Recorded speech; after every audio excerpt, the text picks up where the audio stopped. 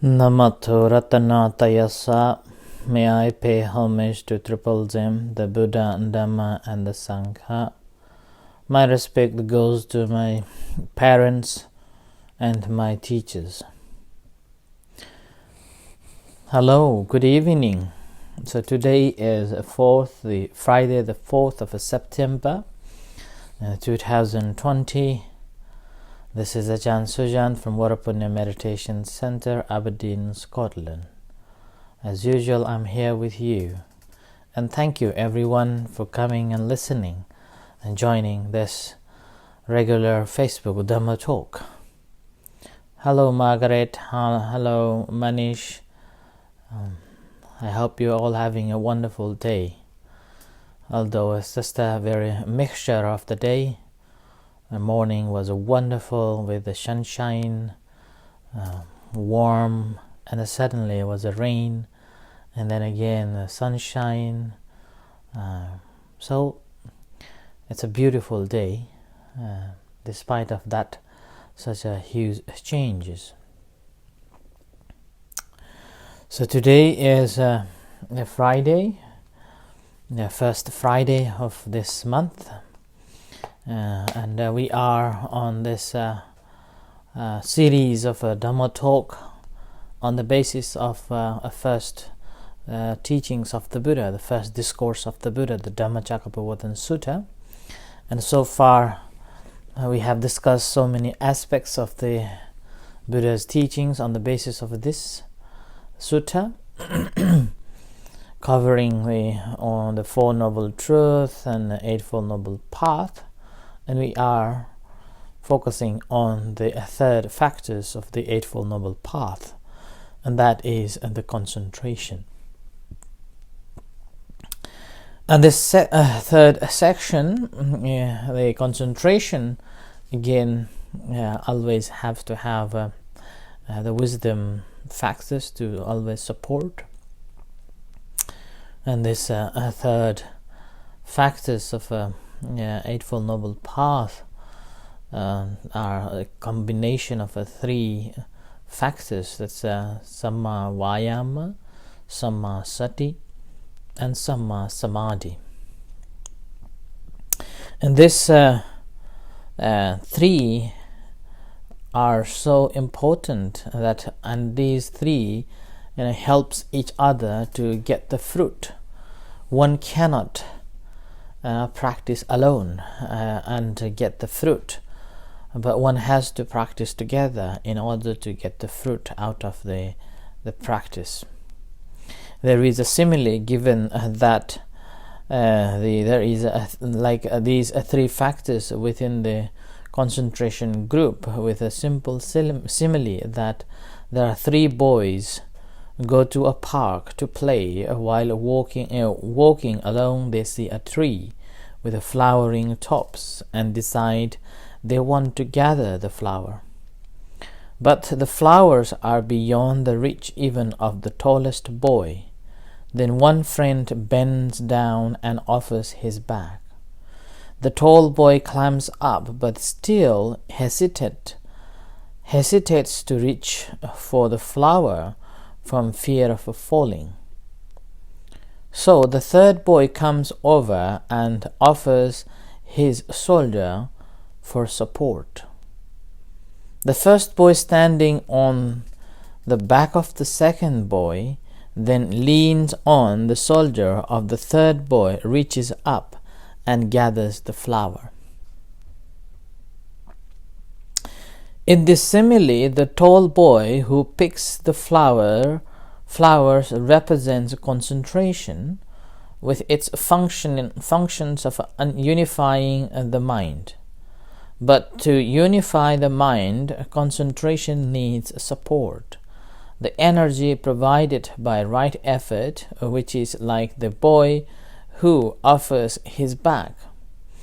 It also requires the stabilizing awareness provided by mindfulness, which is like the boy who offers his shoulder. When right concentration receives his support, then empowered by right effort and balanced by right mindfulness, it can draw in the scattered strands of thought and fix the mind firmly on its object. So that's why the third factor in this concentration section, all three are helping one another in order to grow and practice. So that's why in this section is so important to know that these are all factors. And here the first factor is a right effort, or the Samma Vayama.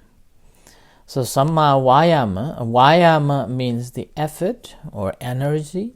Also there is another word called a Virya, and that's also the effort or the energy. And here basically when we talk about the energy, that is that can be wholesome and unwholesome energies, and based on that wholesome or unwholesome energies or the effort that we have applied, then that defines the results. So that's why here in the Eightfold Noble Path, Buddha talks about the right energy or right effort. And here right effort is basically in a wholesome term. So it's encouraging to find the wholesome actions and performing the wholesome actions. And that the wholesome action according to the sutta, what we find that to prevent the arising of unwholesome states. So this is the first one. Yeah, first effort that we have to have is to be mindful of any unwholesome mental states that may arise. In those cases, whenever these just pops in, we need to be mindful of that and preventing arising it, or preventing invading our minds and our heart. And that can be happen through our senses when it comes to contact with the outer external senses. At the very moment when it comes to contact with it, if we are not tamed and not trained, then basically under the impression of those, what happens is that the hindrances takes place, and then we go on forgetting that these are not beneficial. So that's why the first thing is the recognizing that an arisen, unwholesome state of the mind has arisen and preventing it. Prevention is what Buddha was encouraging us to have it. In order to prevent from unwholesome state of the mind that may arise, that's why one has to be very conscious about the sila, the precepts. One who is practicing in accordance with the sila, the precepts, then it's very little chance that any unwholesome mental state can creep in. And every time when there is a little loophole, that unwholesome mental state just about to arise, immediately we need to put the cap on it before it arises. So that's why in a practice of a meditation, when we are practicing meditation, we try to extend more wordings just to fill the gaps, like rising, falling, and then when we are beginning with the rising and falling, there is a gap before the rising around. Then that extending it into rising, falling, sitting. Further on, so many ways to develop our awareness by capping all those gaps. Similarly, when we are practicing the breathing meditation, again, breathing in and out, when breathing in and breathing out, there is a circle and a gap. So we need to put something to recognize it. So that's why there is a beginning, middle, and end of the breath, and then there is a gap, and then again it's a beginning, a middle, and end as the breathing out, and there is a gap, like that.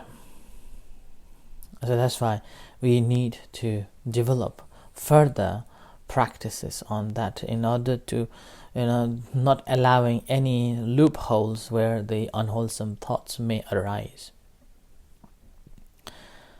And sometimes in our life, something happens, and then that discouraged us. We become lazy, or we become dispassionate, or we do not want to do anymore. We become bored.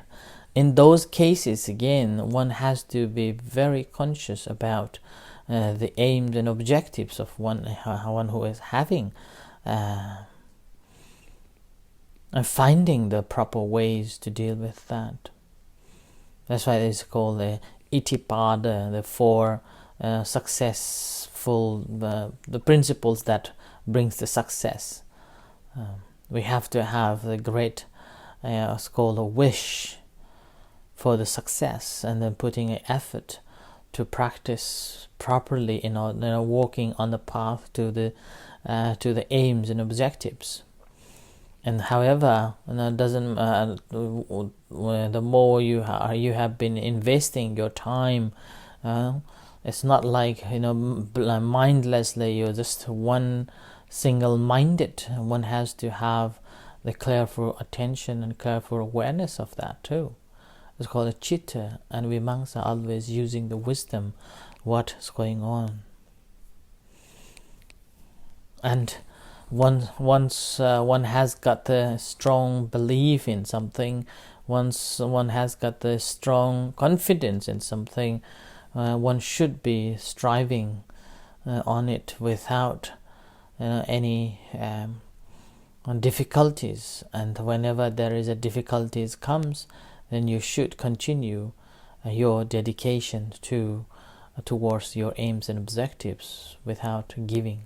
So that's why there is a saying that along the way there will be lots of fallings, but despite of that falls, you would not stop there and mourning and will not do it again. You better, when you fall down, stand up and then try again, and when you fall down again, try again and again, trying, and it brings the success. It's like I normally take a simile of a child. When we were a child, we try to walk. And when we try to walk, we fall down so many times, but we never give up trying to walk. And eventually, sometimes we get the support from our parents, or sometimes we get the support from the chairs or the tables or the walls. And gradually we develop the confidence, and we can walk freely without having any supports. Like that, the effort is like that. Even when we look at the Buddha's austerity practice, or his practice before he became a monk, he was very single-minded, and he practiced so much. And after his practicing so austerity, even he didn't eat for so many days, and he became so thin that one of the discourses he mentioned that he could touch his backbones from front belly. That skinny he became. And this place where he was meditating in that way, in India nowadays there is a pilgrimage site for that state, that cave, and it's a beautiful place to visit. And I've been there a couple of times, and I spent a few moments there, and then chanting inside the cave, and so hot. And that reflecting how difficult for the Buddha to meditate under this, inside the cave, and eating nothing, and his body just becomes so thin, and he could touch his belly, touch his backbone through the belly. And despite of hard that much practices, he was not able to attain any more than what he already had achieved. So he decided to take a few grains of rice and started to eating. And having seen that his fellow friends who were attending his needs during his austere practice, finding that, now this ascetic Siddhartha has given up the practice, now we better do not give any attendance to him. So they abandoned him. So all 5 fellow friends abandoned in the middle of the jungle, leaving Buddha alone, the ascetic Siddhartha Buddha to be alone. And despite of that, his effort to get enlightenment never shaken, but that even made him more stronger and got more concentration. So his dedication and determination pursuing towards the enlightenment never decreased. So he continued until he attained the enlightenment. So that's why the Buddha's this short biography before he became the Buddha, from the discourses, what we find that such a wonderful story to reflect to in our day-to-day life. There are plenty of people, particularly in this time of a COVID-19, finding a difficult time, and some people, there are plenty of people lost their jobs, and then lost their passion, become a bored, like that. So this story encourages us to reflect that once we have got the faith in us, in the job that we are thinking of or planning for, then we better stick with that and stay strong and firmly believing in that and working continuously despite any situation that we have to face at the current time. And eventually the persistent practice will bring the fruit, and successful is in your hand. Similarly, there is a story that when the Buddha was born in his previous lives, when he was born as a prince, but his father was assassinated, and his mother just escaped from that city, from that country, and took refuge in another small village, and where she was given refuge, and welcomed and well kept her. At that time, then this prince was born and given his name Janaka, Mahajanaka. And after he became 16 years old, when he was young, people teasing him. Boys were teasing him that a boy with no father, like that. And the mother always diverted his attention towards a person who looked after her and him. And then later, he again wanted to get the real story, so he tried to find out the true story from his mother, and finally mother couldn't resist to tell the story. So she told the story that his father was killed, and she escaped and took a refuge here, and he was born. And ever since, he never asked about anything about his history, his father or his parents' history. But he strongly dedicated himself to the study and plan for the greater cause in the future. And when he became a teenage, about 16 or 17 years old, he wanted to go for find a business, doing a business from other cities, other countries. And suddenly, on the way, when he was traveling to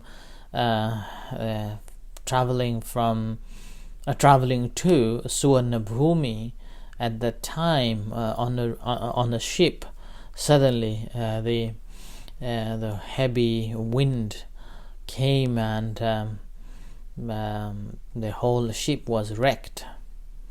When a ship was wrecked, everyone on a ship was just trying to beg from the gods and beg from the deities and trying to scream out and worshipping like that.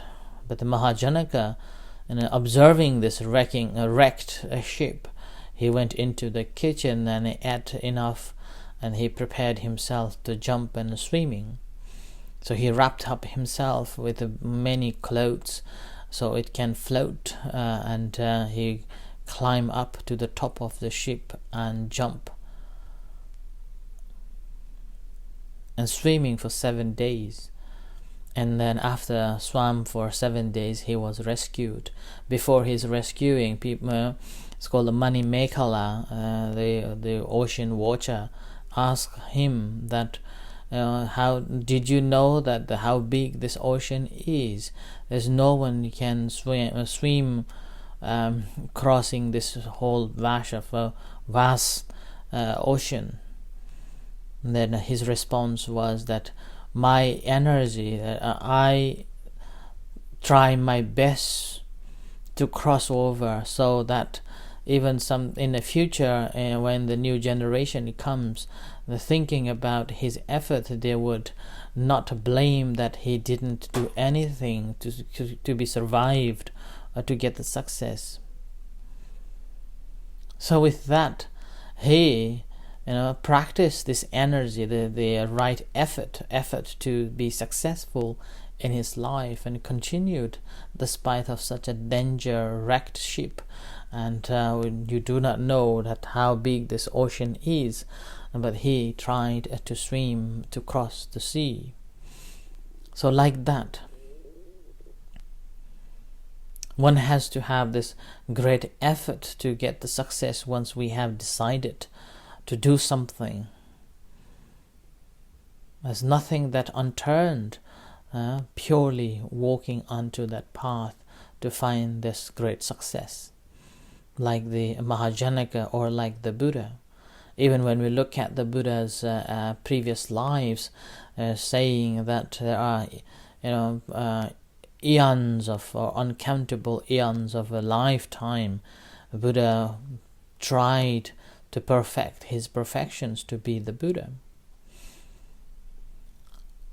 And there are Buddha mentioned a couple of stories from his own previous lives, which is again just a handful of it, and he didn't tell all the stories, but from the scripture what we can find that he had spent so many lives after lives since he was predicted as to be the Buddha, perfecting his perfections, never gave up, strived towards the attainment of this this enlightenment, and to be the Buddha.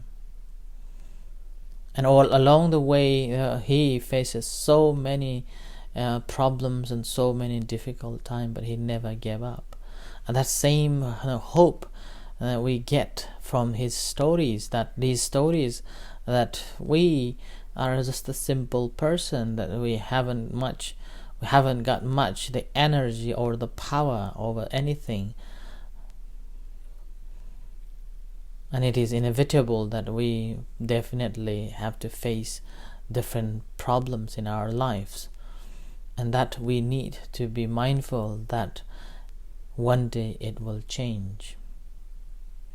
But our effort to cultivate the mind that able to be mindful of any unwholesome thoughts may arise in our minds, and then ability to prevent not letting these to come. And this prevention, we can practice by the sila, or it's called samvara padhana, means being a mindful, the prevention by being a mindful of everything that is happening, and continuing an effort to the liberation.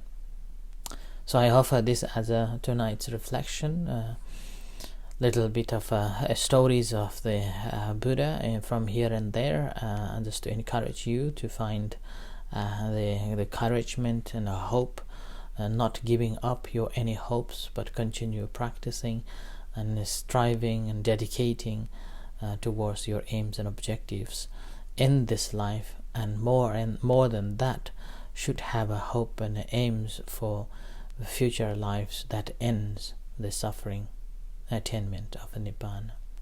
So I offer this as a reflection, and with this, may you all be well and happy, and thank you everyone for listening. May the Buddha Dhamma Sangha bless you. Stay safe, take care.